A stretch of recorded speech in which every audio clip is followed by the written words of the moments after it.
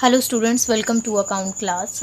आज से हम क्लास 12 का फर्स्ट बुक का फर्स्ट चैप्टर स्टार्ट करने जा रहे हैं, जिसका नाम है financial statements of not for profit organisation. तो सबसे पहले हमें पता होना चाहिए कि नॉट फॉर प्रॉफिट ऑर्गेनाइजेशन क्या होता है। जैसे कि नाम से ही पता चल रहा है, एक ऐसा ऑर्गेनाइजेशन जो प्रॉफिट के लिए नहीं होता है।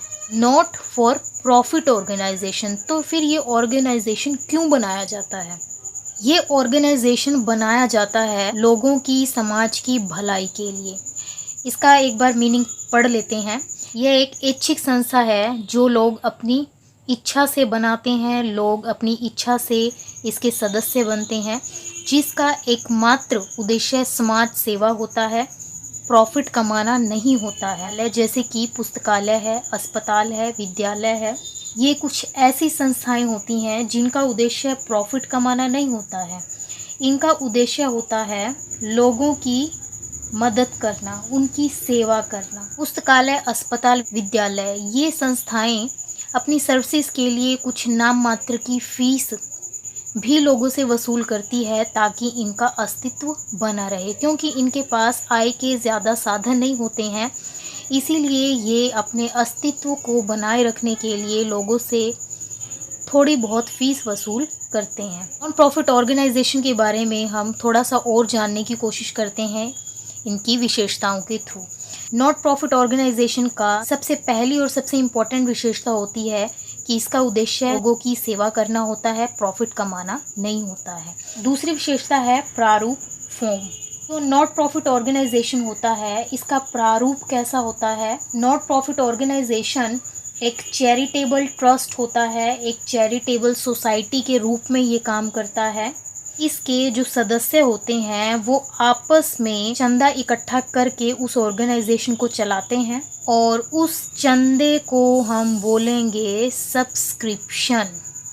कोई भी सदस्य इस संस्था को अपनी मर्जी से ज्वाइन भी कर सकता है और अपनी मर्जी से छोड़ भी सकता है। तीसरी विशेषता है पृथक अस्तित्व।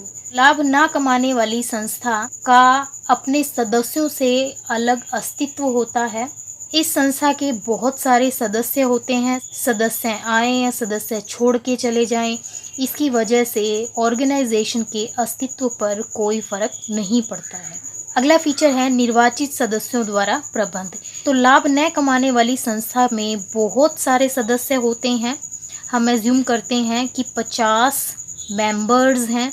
ये 50 मेंबर्स वोट डाल के अपने में से ही एक को प्रेसिडेंट चुन लेते हैं, एक को प्रबंधक चुन लेते हैं, एक को खजांची चुन लेते हैं, और इस तरह से चुने हुए यानी कि निर्वाचित सदस्यों द्वारा इस ऑर्गेनाइजेशन का, इस संस्था का प्रबंध किया जाता है।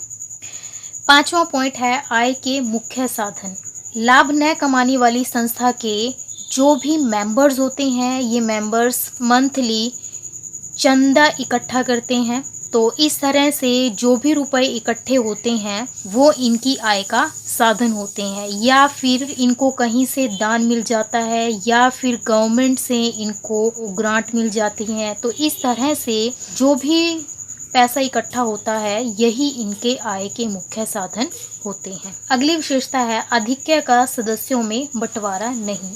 अब वर्ड आया है आधिक्य। +1 में हम लोग प्रॉफिट एंड लॉस अकाउंट बनाते थे, तो प्रॉफिट एंड लॉस अकाउंट में या तो प्रॉफिट होता था या फिर लॉस होता था। नॉट प्रॉफिट ऑर्गेनाइजेशन के जब फाइनल अकाउंट बनाएंगे तो हम एक अकाउंट बनाएंगे, इनकम एंड एक्सपेंडिचर अकाउंट। जिस तरह से प्रॉफिट एंड लॉस अकाउंट से हमें प्रॉफिट या लॉस मिलता था, बिल्कुल उसी तरह इनकम एंड एक्सपेंडिचर अकाउंट से हमें या तो सरप्लस मिलेगा या फिर मिलेगा डेफिशिएट। दूसरे शब्दों में हम लोग ये भी कह सकते हैं कि हम नॉट प्रॉफिट ऑर्गेनाइजेशन के केस में प्रॉफिट को सरप्लस के नाम से बुलाएंगे और लॉस को हम डेफिशिएट के नाम से बुलाएंगे।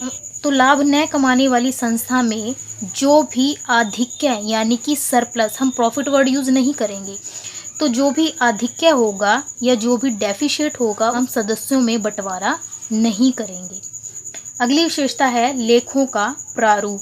तो लाभ न कमाने वाली संस्था में 3 तरह के अकाउंट हम लोग सीखेंगे। पहला है इनकम एंड एक्सपेंडिचर अकाउंट, दूसरा है रिसीट एंड पेमेंट अकाउंट और तीसरा है बैलेंस शीट। बैलेंस शीट हम सबको बनानी आती है, हम बिल्कुल वैसे ही बैलेंस शीट बनाएंगे। हम +1 में कैश बुक बनाते थे, बिल्कुल वैसे ही रिसीट एंड पेमेंट अकाउंट बनाया जाता है।